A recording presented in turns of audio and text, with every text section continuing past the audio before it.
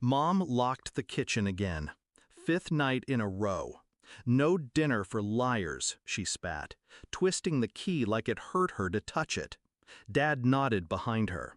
This is good for you, builds discipline.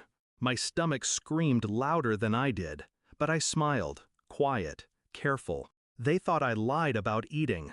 They thought I lied about hunger, about weakness, about needing anything at all. They didn't know I stopped crying 2 years ago. Didn't know I started planning the day they first skipped my birthday dinner to teach me humility. It was on the third day of no food when I fainted during morning assembly. The nurse gasped when she weighed me. Straight to 911.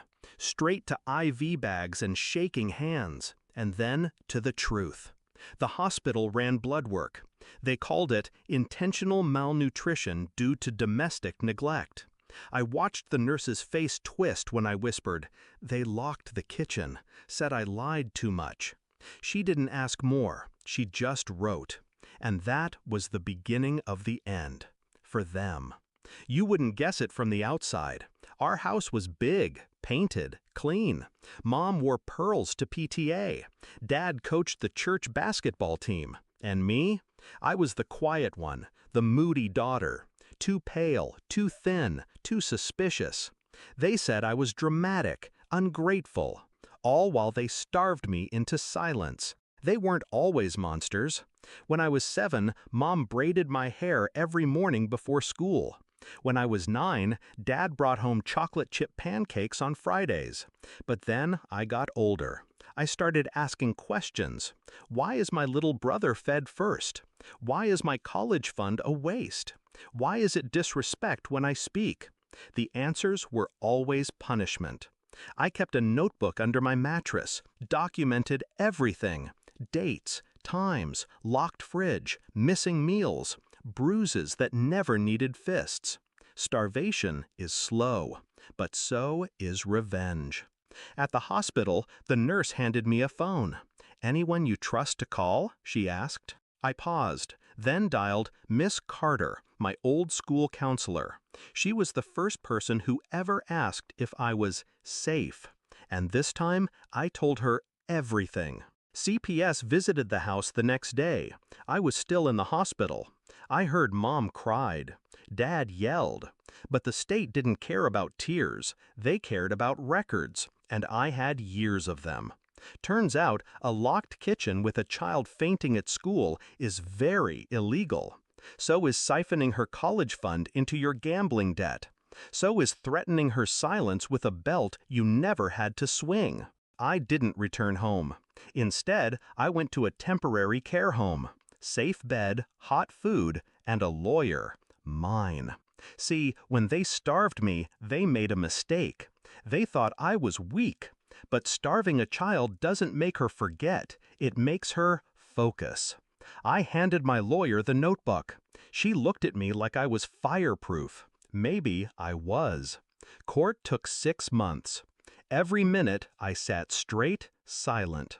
Mom sobbed on the stand. Dad ranted about disrespectful daughters. But the evidence was airtight. Photos, doctor's notes, bank statements, testimonies. Even my little brother cracked. He admitted he was told to call me the liar. He said he was just doing what Dad said. When the judge ruled in my favor, I didn't smile. I just breathed. The house was seized for investigation. My college fund? Frozen. But here's the twist.